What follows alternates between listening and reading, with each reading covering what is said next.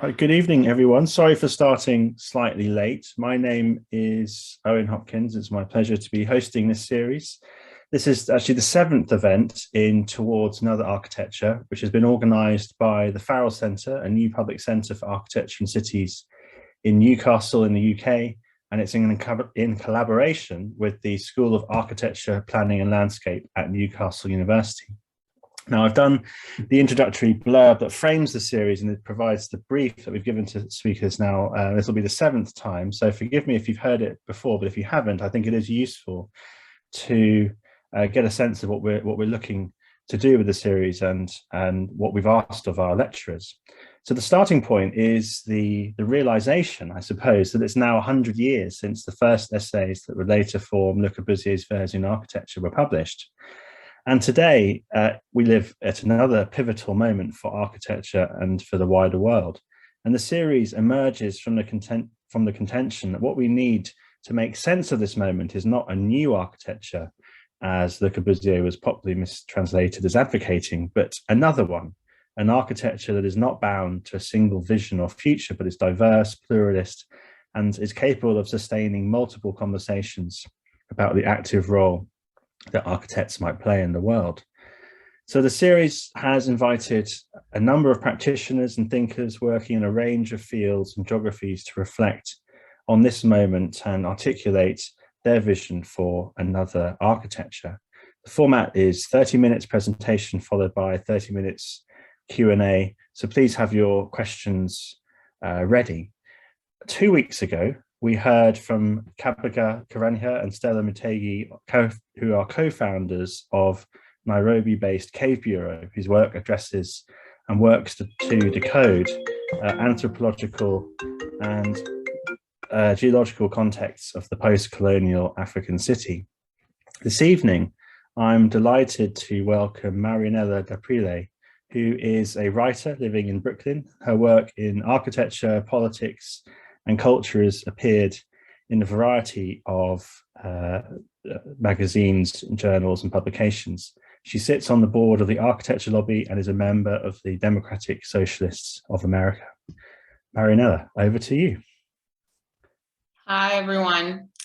Thanks, Owen, for that really lovely introduction, and also to the Farrell Center for hosting the series. It's really, I'm just really excited to get to participate. It's a delight, and thanks everyone for coming. I see a lot of familiar names, also some non-familiar names, which is wonderful.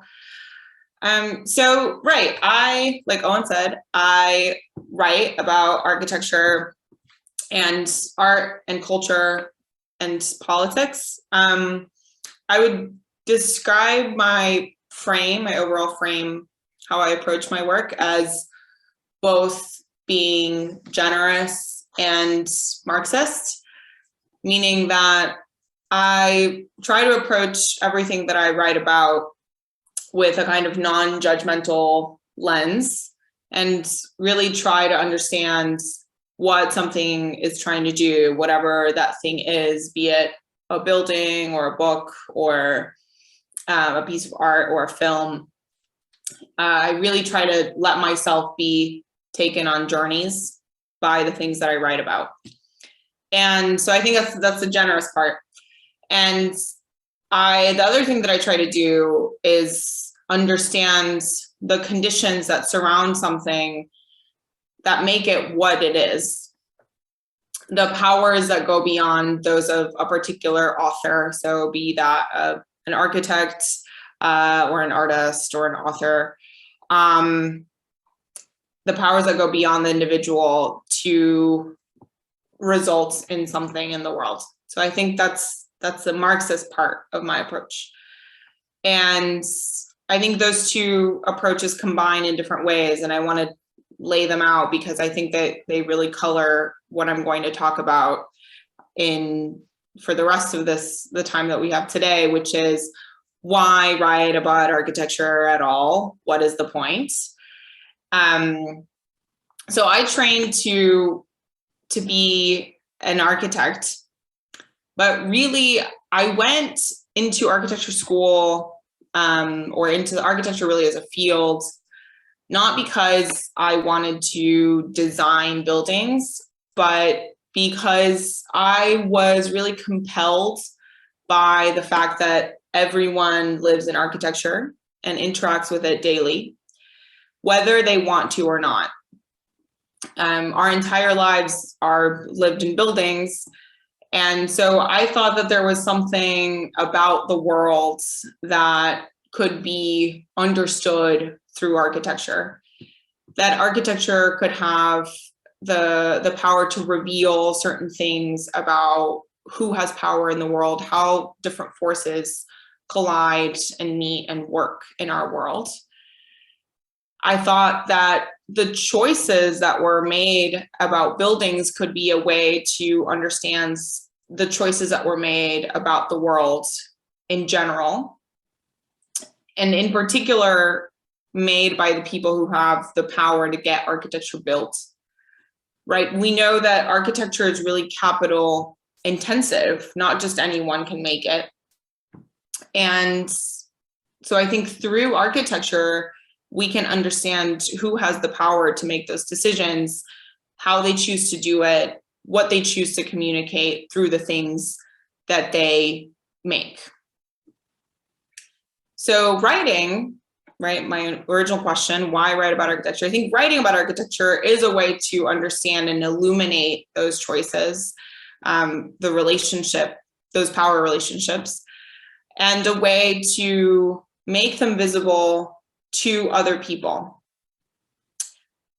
I think a lot of writing that happens about architecture today is concerned with choices, but with the different kinds of choices that are more related to the building as an object, sometimes even as an object in like an abstracted field, right? How many times have we seen renderings that kind of drop a building into a giant white field? And while I think there's something to be said for craft and the development of discipline-specific ideas, what I am personally concerned with is how those ideas, how those ideas manifested in architecture, manifested through buildings, relate to larger systems that make architecture possible. So be those systems public investment, real estate investment, zoning, private development, public policy, labor. All of those things are larger systems that exist outside of architecture but make architecture possible. And I want to use my writing to explore that relationship and illuminate it and make it visible. Obviously, I think there are probably a lot of ways to make that relationship visible. I just happen to be good at writing, so that's how I do it. And before I go on, I also want to clarify that I think that the writing about architecture that I'm talking about right now is not academic or historical writing, but rather writing for more general or broad audiences. Like Owen mentioned, I myself write for popular magazines, general interest publications. And so that's kind of the context from which I'm speaking and to which I'm speaking.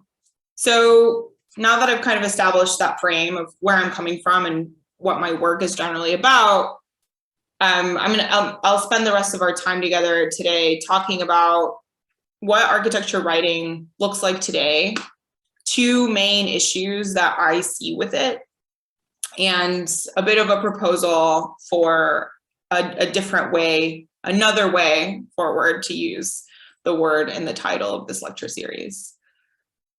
So I think currently there are two modes in which writing about architecture happens today.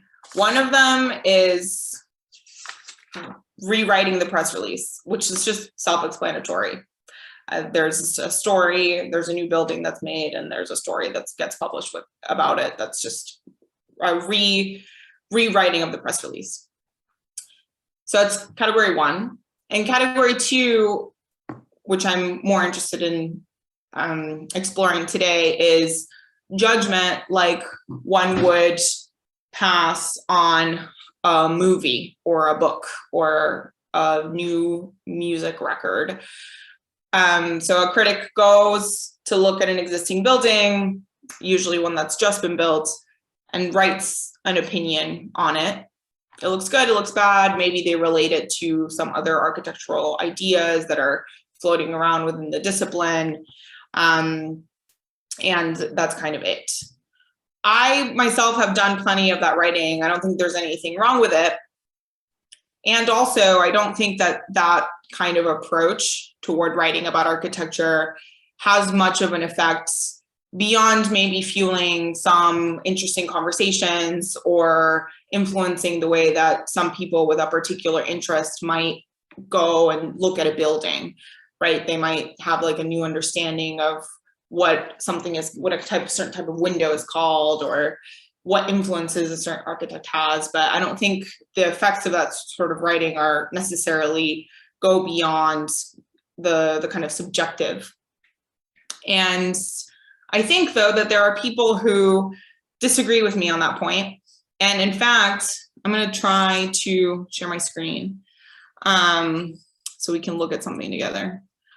So I think that there are people who really think that architecture criticism can have a huge, that sort of architecture criticism that calls something ugly or calls something great can have a lot of power in the world. So I was pretty enthralled. Okay, I'm trying to like share my screen and talk at the same time. Okay, can everyone see that? Hopefully. I'm just gonna pretend that you can. So, and then if not, I'm just gonna describe it. So I was pretty enthralled by this post a while back. I think it's like from late, oh, here we go, October 7th, 2021. That Jerry Saltz made. Jerry Saltz is a longtime art critic for New York Magazine, just art critic in general.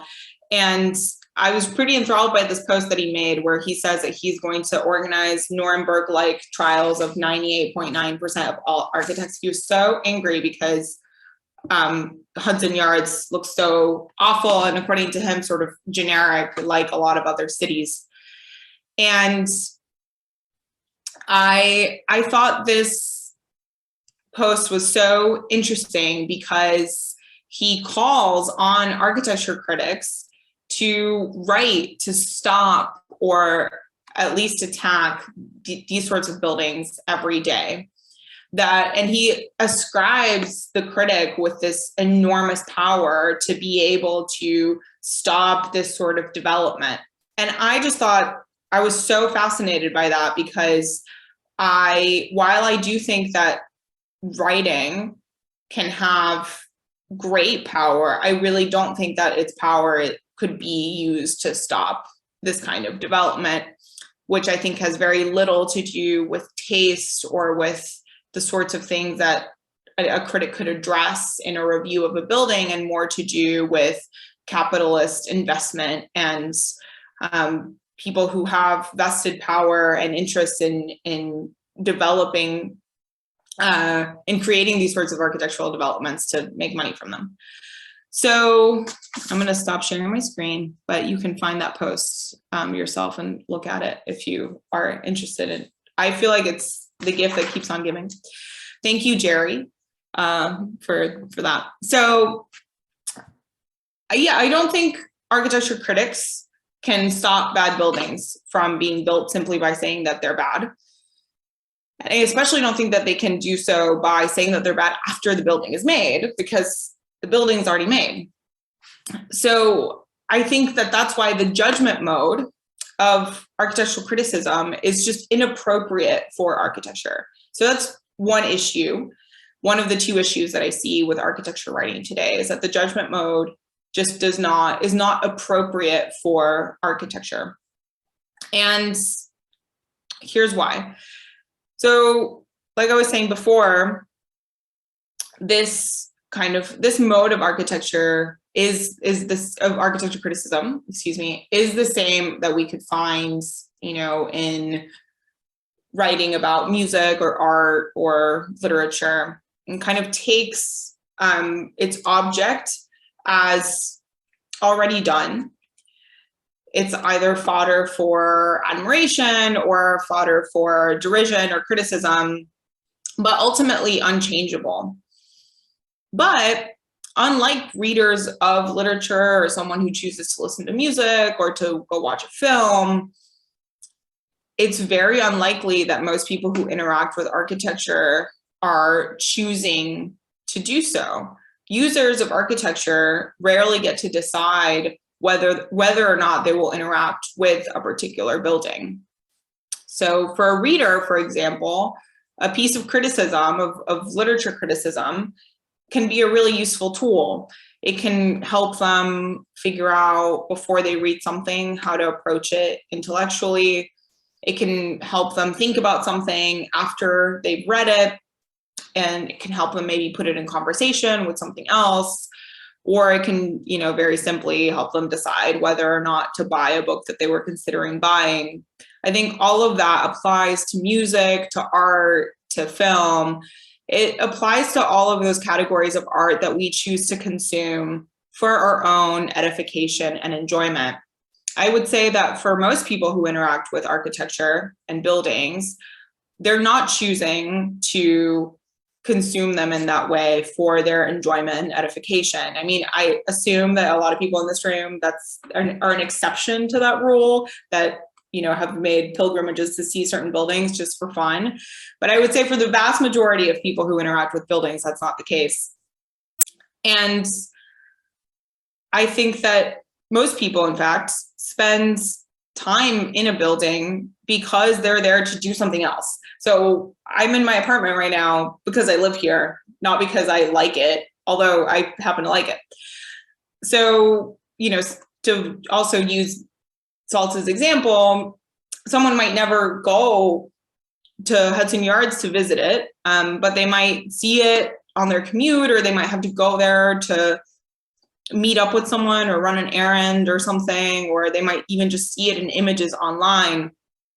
But it could happen that they would never choose to go there just for fun.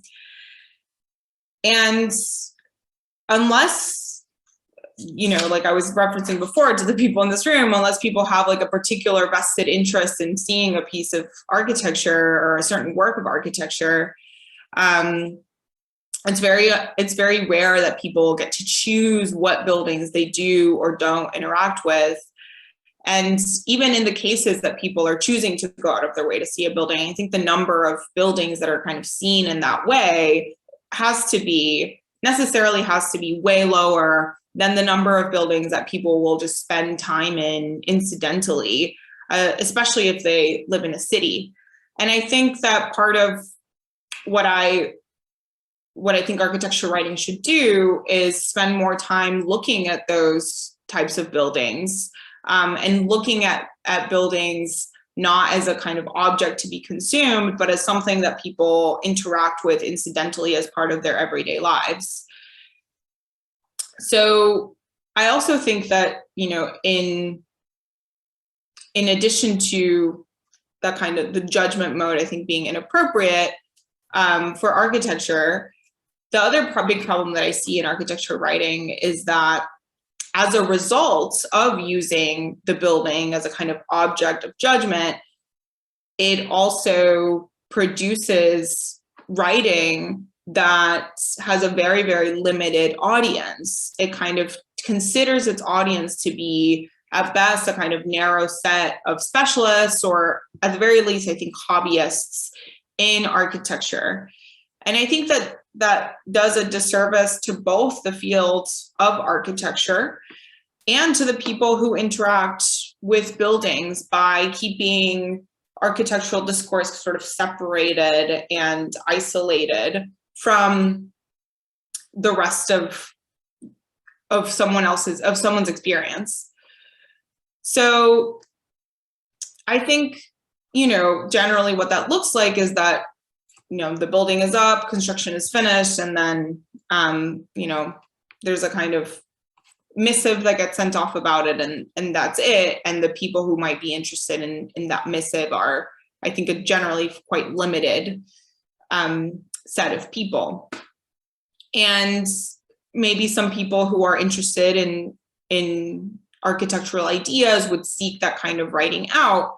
But I don't think that this is the way that most people think about architecture. And I do think that a lot of people think about architecture that are not architects or people who are in the field already for some other reason. And I think that that's because, as Saltz's post, to keep using it as a reference point, acknowledges, architecture is powerful. It's really powerful. It has the power to define the identity of a city. It has the power to give people civic pride. I think most people are actually really aware of that. And I notice that, friends and family who maybe aren't, in the field, but will ask me about a certain building, or will ask me about what I think about it, or the history of it, or who feel really identified with a particular building in their town or something. I think that architecture is really, really powerful in that way, and that a lot of architecture writing fails to account for that power. And I also think that at the same time, a lot of architecture writing, or I should say, a lot of what I've been noticing in the field is that there is an increased investment in changing architecture and how it's made and the type of architecture that's made. I think this, lecture series is an example of that. And I think that if we're really interested in doing that, then we have to look beyond just the disciplinary ideas and, like I was saying at the beginning, kind of put architecture situated in a broader context, and talk about and write about and make clear the relationships that architecture has with systems around it.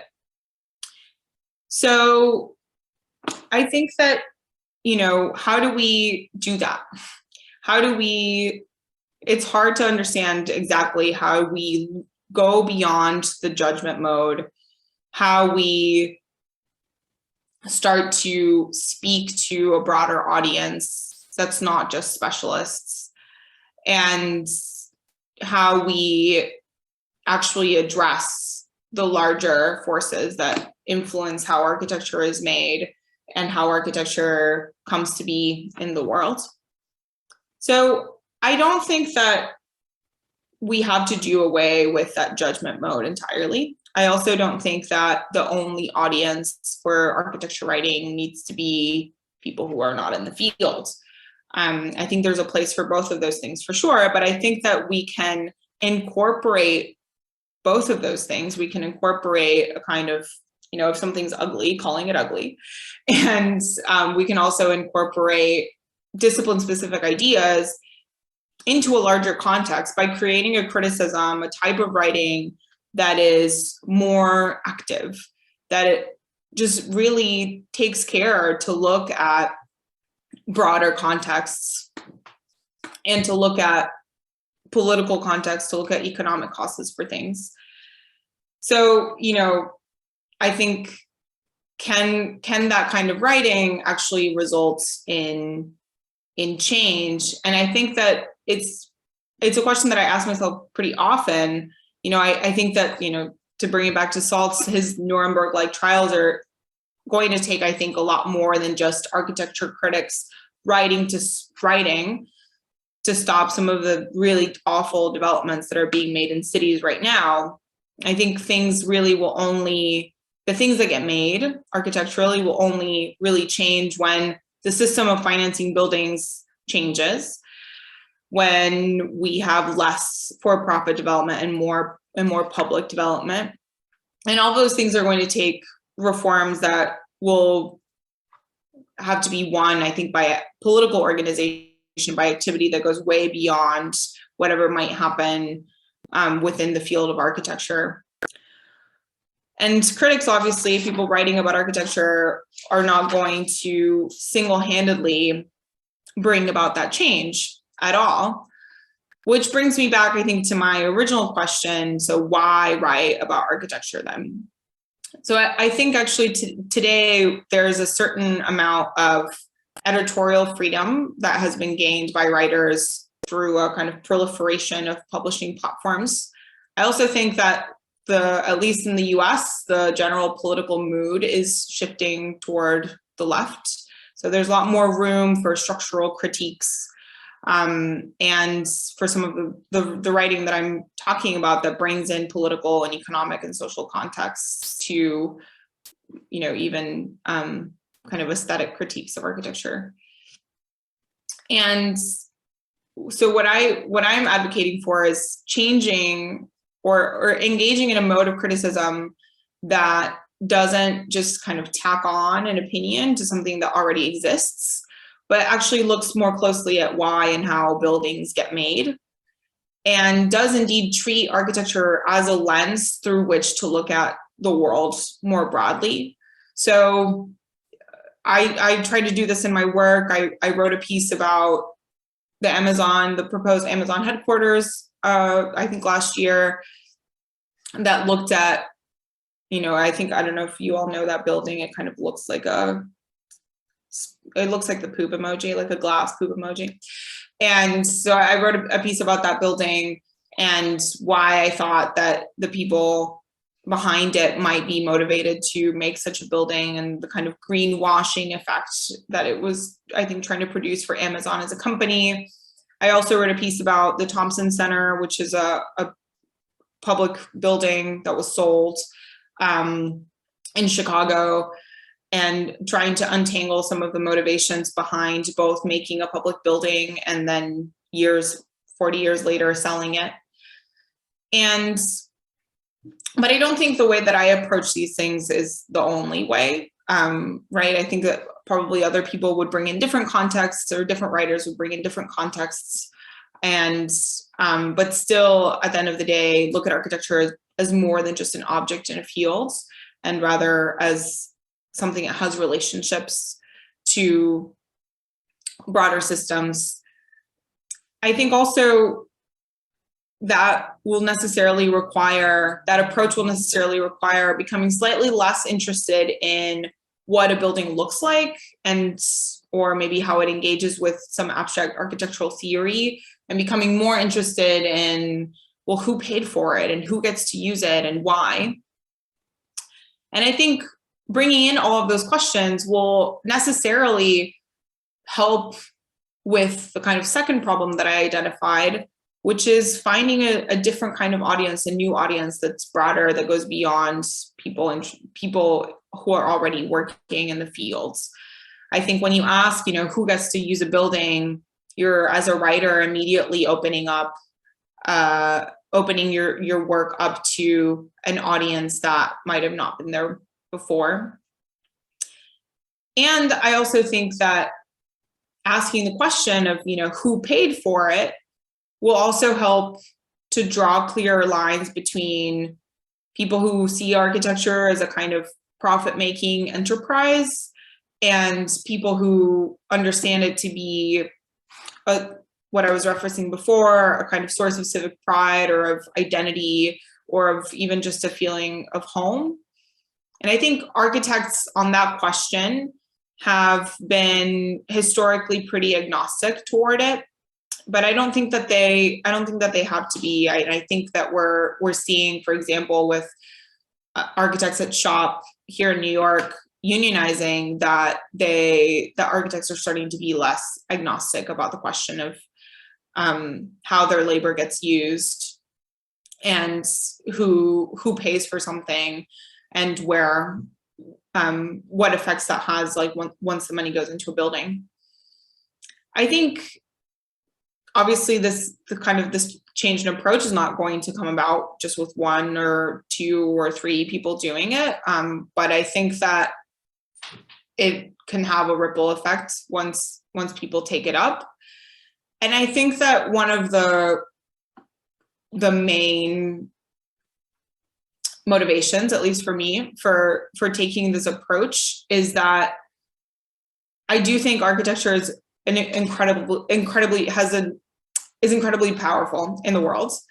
And I think that engaging in this mode of criticism might be able to help, for example, architectural workers take a more skeptical or critical position toward what they're making, and see their agency as going beyond just what a building looks like, beyond just treating the building as a kind of object, and rather how and whether it gets built.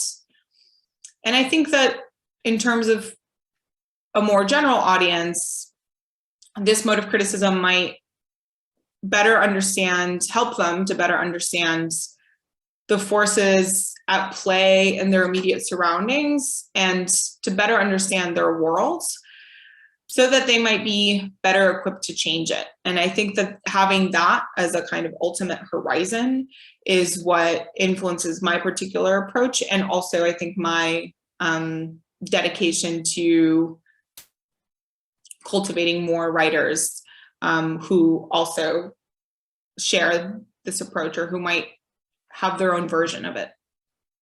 Thanks.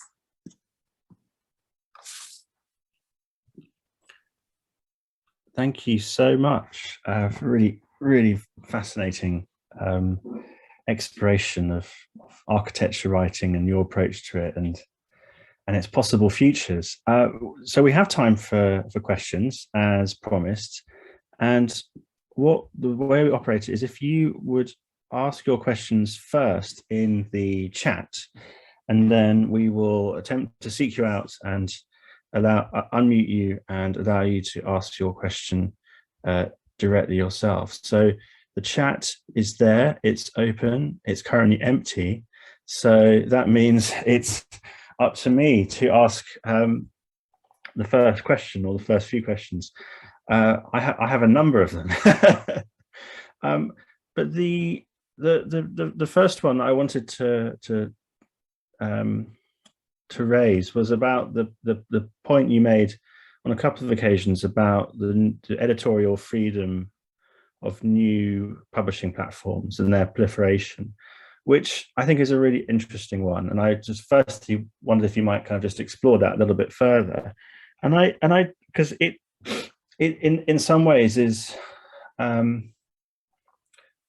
contradicts the usual narrative that one has about this, of the shift from physical hard copy magazines to the online world, a shift from the reliability of subscriptions that come in and sustain magazines that, because they have that base, are able to, in theory, do more creative experimental things than a model which is click-based, which is part of the attention economy, that has a tendency, therefore, towards focusing on the big names, the familiar people, and sort of outlandish clickbait positions. So could you talk about how what you see is this newfound editorial freedom, I guess, kind of moves the conversation on from that previous characterization of the shift to digital? Yeah, so I think that's a great question. I think my sense is that we've kind of emerged through, like, to the other side of all the anxiety about shifting to digital, and things have kind of stabilized. My thoughts about the kind of editorial freedom that I see there, I think there are a lot more sort of online publications. Whether or not they last very long is a separate question. But the reason that I'm interested in them is that I think that even for short periods of time, they can provide spaces for writers to explore ideas in ways that they might not be able to at a place that's maybe more established, that has maybe more of an editorial line. So now, for example, I think I see Anjali's here. She's doing something like this with her publication, Weathered. I think also Nicholas Kemper is here from New York Review of Architecture. Okay, I'm going to stop calling people out, because then I'm just going to try to do that for the rest of the time. But anyway, so I think those are just a couple of examples of just having a platform as small as the readership might be, kind of putting those questions aside of the kind of standards that large publications tend to adhere to, having, I think, just slightly more editorial freedom, even, like I said, even for just a limited period of time, can help writers pursue certain lines of thought or lines of inquiry that they might not get to otherwise, and in that way push a certain line forward. And I know that because I myself have experienced this level of freedom. So the way that I kind of started writing, or not started writing about architecture, but I really started developing a lot of my how should I say it, like leftist short ideas about architecture in a publication called Common Edge. And the reason that I was able to do that is that Martin Peterson there just gave me a lot of freedom to work on whatever ideas I had. And I would not have been able to do that if I had been writing somewhere else that had maybe a more established line. I'm just repeating myself, but I just wanted to give that example.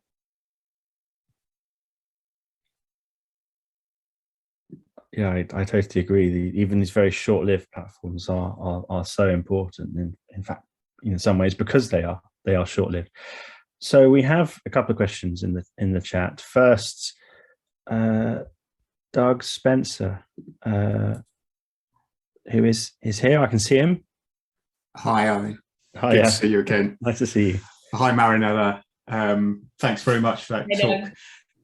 Yeah, I was just, I tell you what, I was listening to an amazing podcast about the housing crisis on Street Sweeper with Ricardo Ruvo and Will Orr. You should all check that out. But they had this amazing interview with a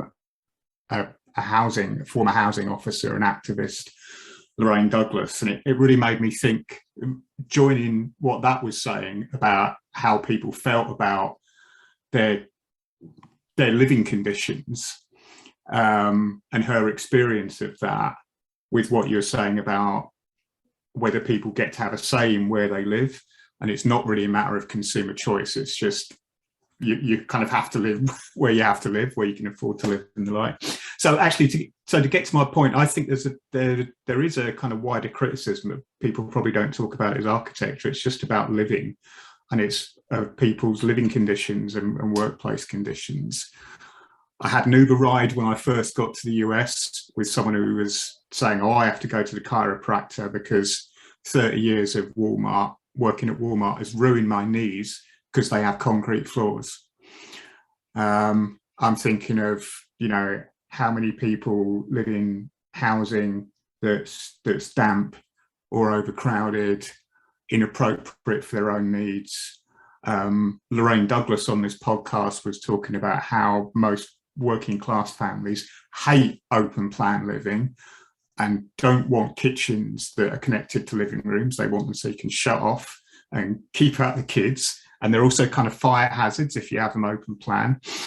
But so to get to my point, it's that there is a kind of imminent and immediate criticism of building, let's say, that goes on within the working classes, especially in the conditions they have to endure in the workplace and in the spaces that they live. So is there some kind of way in which professional architectural criticism could play some part in articulating and more broadly publicising those forms of imminent critique? Do you think that would be useful?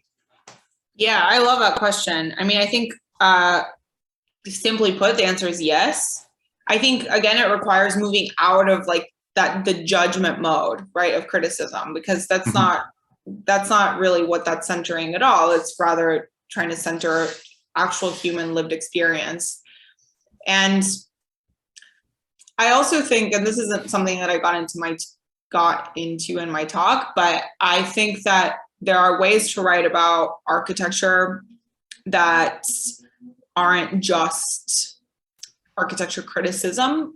So there could be stories told, for example, about the effects of people living or working at Walmart or whatever, in a way that brings in the effects that the built environment has on their lives.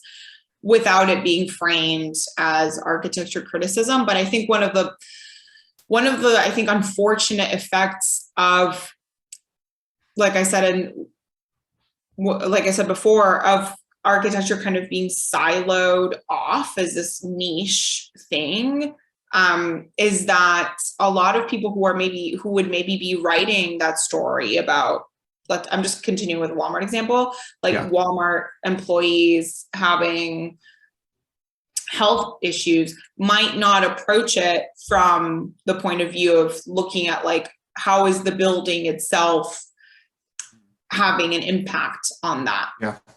And so I think, again, it's just, for me, it's a matter of like cracking these categories open a little bit. And that's not to say that I'm not interested in expertise or disciplinary expertise. I think those things are actually quite important.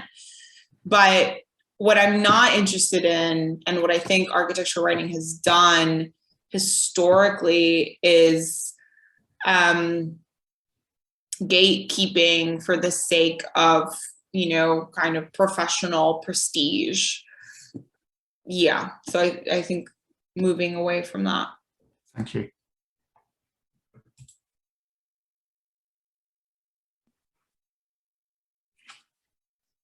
We are going now to Anjuli to ask the next question. Hi, Marianela. Hi. So you kind of actually just sort of answered this question, but I was wondering if I could hear your thoughts a little bit about how the sort of built environment fields of like landscape and environmental justice and urban planning, et cetera, which many people sort of lump into this notion of like urbanism.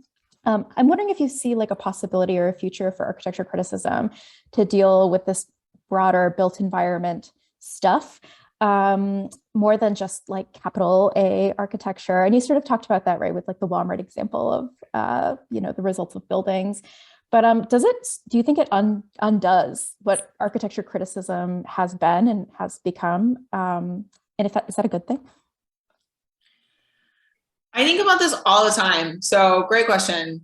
Because like I was saying just before, I do think that there is a value to kind of disciplinary expertise, right? Like for example, I was working on a story about landscape a few months ago, and I realized how little I know about landscape, even though I have a really good, had a very thorough architecture education. Even I think I took a couple of landscape classes at some point. I just don't know that much about it. I don't know as much as someone would who's an expert in it. And so I had to really go out of my way to learn.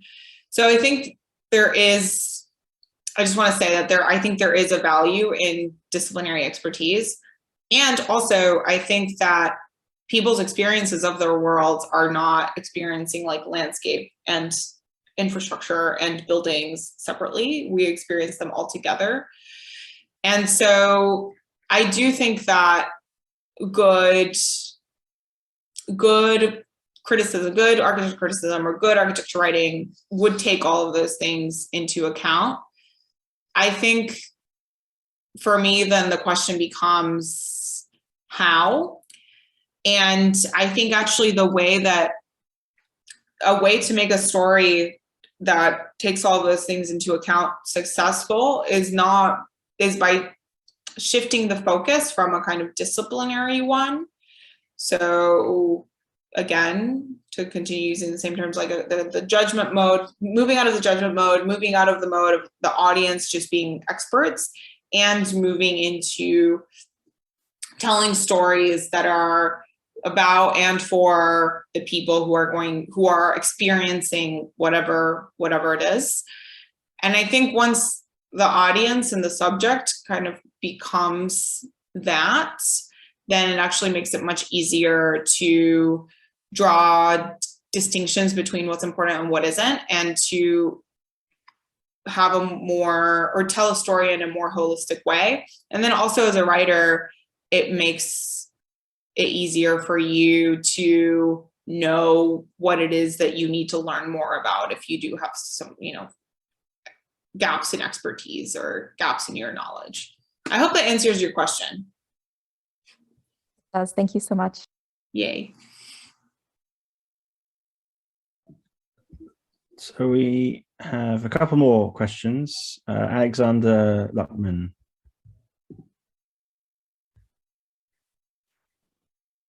Hello. Thanks for the great talk.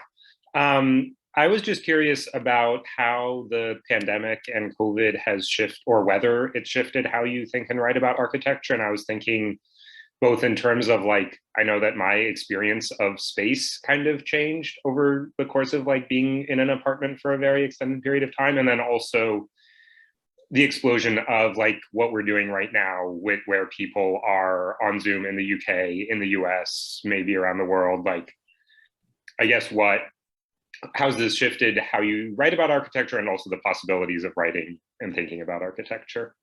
Yeah, great question. I was just thinking about this over the weekend because I went to see a movie, and I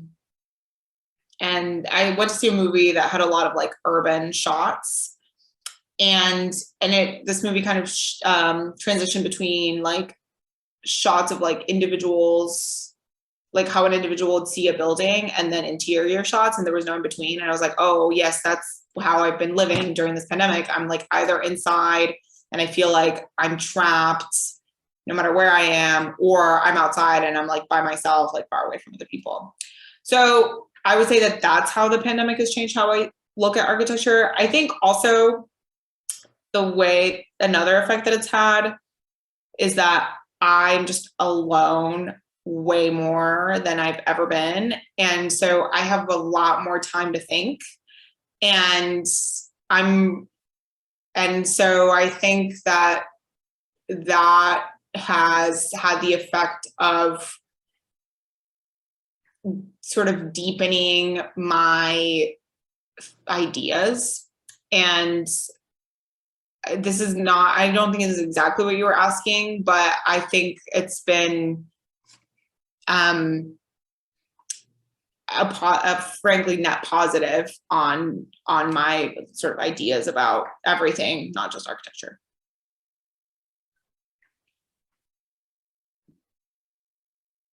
We have one more question in the chat. Daniel?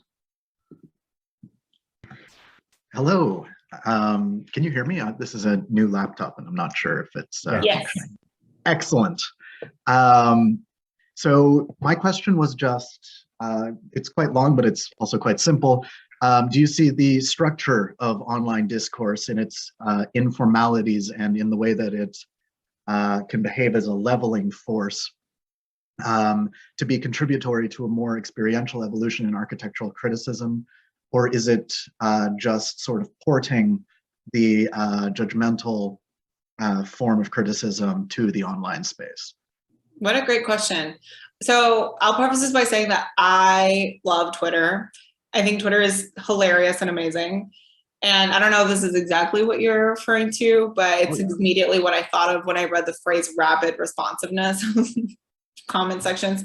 But anyway, I think that there is something really wonderful about people just like finding things funny all the time. I think that that's what a lot of the internet is. It's just people pointing out different random funny things. And I think that that's lovely. I also think that that there is something that is required outside of that in order to really understand something, be that a building, be that, you know, kind of new development, whatever it is. So, and I think it's also, there's, in addition to what I see as, you know, being sort of positive things about internet discourse, which is like you're saying, there's a kind of leveling effect and everyone can have their opinion. And I think, like I was saying, I think there's something really lovely about people just making jokes all day long. I think in addition to those things that I think are great, I think one sort of bad effect is how quickly certain ideas become like issues, and then people become sort of reactive toward issues, or they become preemptively defensive of ideas or thoughts that they have because they think they're going to offend someone. There's a lot of writing, I think, that happens that is afraid of the comment section and constantly trying to defend itself. And so I think that as a writer, I'm always trying to, and I can really only speak to my experience, right? So as a writer, I'm always trying to kind of draw a clear boundary around what I'm working on and around the things that I'm thinking about, and not try to let the comment section, quote unquote, seep in.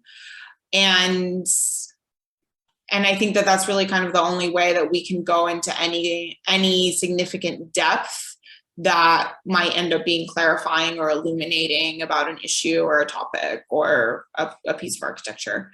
So I hope that answers your question. I feel like I went a little bit on a tangent, so happy to like have a follow-up if you want. No, that actually covers it quite nicely. Thank you. Okay. Great. I missed a question. Nicholas Kemper, if you're still here and haven't stormed off because of my rudeness, I do apologize. Would you like to ask your question? Oh, yes, sure. Yeah, don't worry about it all. Yeah, I guess we kind of talked about this, you already, this came up, I think, in a few other people's questions, but I'm curious about what role you think reporting should play, and what the value is of like asking the unwitting participants or people who interact with buildings but don't have any expertise in the building, but are nevertheless there, versus talking to people who have like deep professional experience and can provide a lot of context and all of that jazz. Yeah, good question. I think about this quite a bit. I think depending on the story that you're trying to tell, you might ask. I mean, again, to go back to the Walmart example, like that story can't be told without talking to a bunch of people and understanding what their experience is. So I think there's a really, really important role that reporting can play. And also, I think that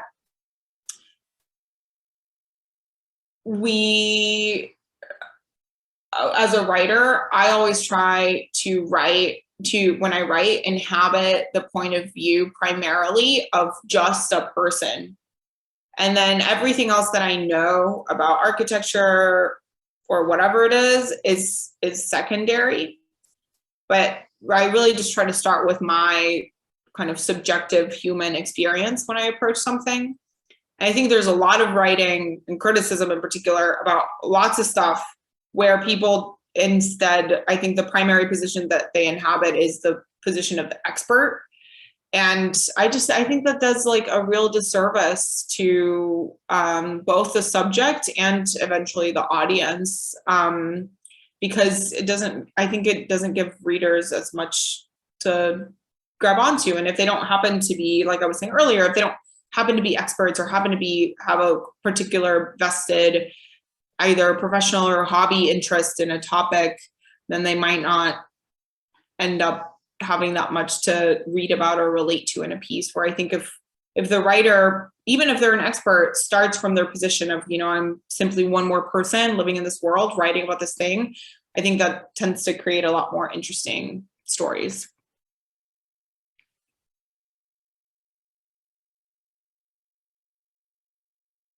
Chat is empty, so that means it comes back to me. I guess sort of following up from my previous question, I think one of the things that I sort of noticed a while ago now was how the sort of structural changes in architectural publishing led to a stream of journalists entering curatorial practice. Not necessarily, well, probably not because it was well paid, maybe slightly more secure than journalism, which even then still very much was very much freelance. But sort of interested in how there's a sort of translation between journalism and curatorial practice, and how I guess there was an equivalence for a lot of these people they saw as an opportunity to reach audiences and potentially to reach much more public audiences than, say, writing for the trade press. And following on from that, I was sort of, I think there's, talking about the Farrell Center, the organization that's organized this, one of the things that we're looking to do actually very much mirrors one of your aspirations through your writing, which is to convert a sort of latent interest that is incredibly widespread in architecture. I'm sure everyone is interested in, the development happening at the end of their street, but perhaps don't see it in terms of architecture or planning. And what we want to try to do is translate that latent interest into one that's manifest and give people the confidence to talk about architecture and get involved and agitate and hopefully improve things for the better. And I guess my question is that, and I say this as someone who spends a lot of their time writing about architecture, is to what extent is writing the best medium for achieving that agenda? And I'm thinking of other just purely keeping it on to media, think about other media, other platforms. Doug mentioned the podcast that he'd listened to and been really struck by. There's people doing interesting things about architecture on YouTube, even TikTok. So what challenge does that pose to writing? Is there still a place for architectural criticism in light of all these other platforms and media that actually perhaps have more potential to advance the agenda that you have for your writing? Yeah, what a great question. Well, like I said, and I think I said this at the beginning of my talk, I just do it because it's what I'm good at. I would be an awful podcaster, an even more awful TikToker, et cetera, et cetera. So that's kind of this is my reason for why I do this through writing. I also think that it depends on what kind of standards we're judging this by, right? I think each medium can accomplish very different things. And I don't think that it's kind of a zero-sum game. I think that they can each have a place. Ideally, there's some sort of, collaboration, or ideally all these things are existing in a kind of ecosystem and supporting each other or amplifying each other's effects. I think, though, that, I think that each of them can also serve very different purposes. I think there's inherent slowness to reading that can be really good for helping an idea kind of take root in your mind and giving you space to reflect. I think TikTok is probably really good for getting people to do things right away. I don't know, I'm not on TikTok. But I've seen some, and I think that that's generally the vibe, is like, oh my God, can you believe this is happening? Yeah, that's great. I want to see what's going on YouTube. I'm very YouTube near and dear to my heart. So I don't know. I don't want to like comment on each one, but basically my point is that they probably each have their own place. And I think from the point of view of an audience, it kind of depends on the way that you're interested with engaging with ideas. And then from the point of view of someone who's, to go back to your example, writing or curating or making videos or whatever, I mean, ideally you are very lucky, which I consider myself to be very lucky, and get to work in a medium that kind of suits your talents.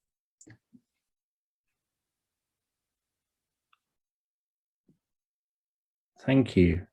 So we've hit the hour, but there is one more question in the chat from Sarah Askin, who has asked me to read this out because she can't unmute herself at the moment. So how do you think more academic architectural writing and criticism can engage with what you've talked about today?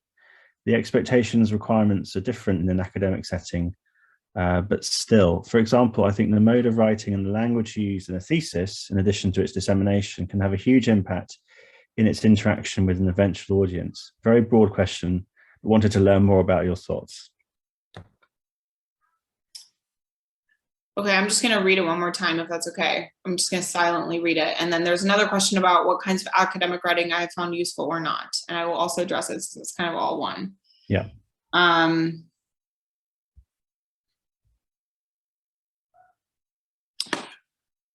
What a great question. I just read an academic book, and I was thinking a lot about basically this exact question while I was reading it. And unfortunately, I don't think I have a very good answer.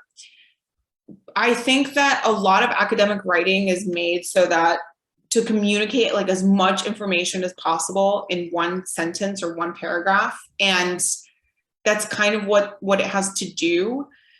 And I agree with you that the mode of writing and the language used probably has a huge impact on the audience that it finds eventually. I think that the rules under which kind of academic writing operates are so different from the kind of writing that I do that I'm not sure how it could change. And I mean that sincerely. I'm not saying like, oh, it can never change. I just don't know what those avenues really are.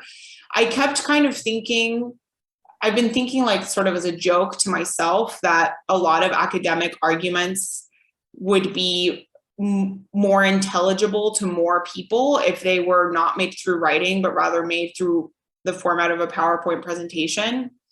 And I mean that like sort of facetiously, but I think what that really means is that academic writing is trying to always make an argument and align kind of evidence to support that argument. And I think that a lot of the time the writing just needs to be like, in order to, I think, be intelligible to more people, really like way more sort of if this then that. But again, I don't know if that's because, again, like academic writing functions under a separate set of rules. I don't know if like that could even be a possibility in that world. And in terms of what academic writing I found useful or not, I think that's kind of follows. For me, the academic writing that I've found useful, and I've read quite a bit, is one that's really, really clear about its stakes and where it's going with a particular argument. If I know that at the top from the outset, then it helps me navigate those really dense sentences and those really dense paragraphs.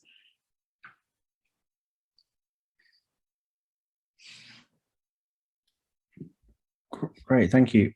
We do have one final question from Nicholas, who, if you can keep it super brief, but I think it's actually a very nice follow-up to what you've just been talking about, or counterpoint to what you've just been talking about.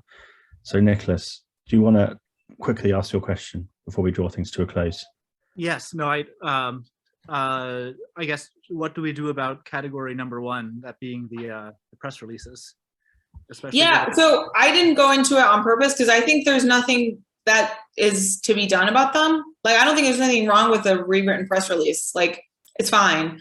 I think, in fact, like, it can be a lot more useful than the kind of judgment mode in terms of just people knowing what's going on and like, okay, this thing is now made and it exists in the world, and I know who made it and when and why. So I could go into more depth about that, but I feel like I think we're out of time. So rewriting the press release, okay, actually. Great, thank you. Well, thank you so much, Marianela, for a really, really fascinating discussion, I think, as witnessed by all the questions.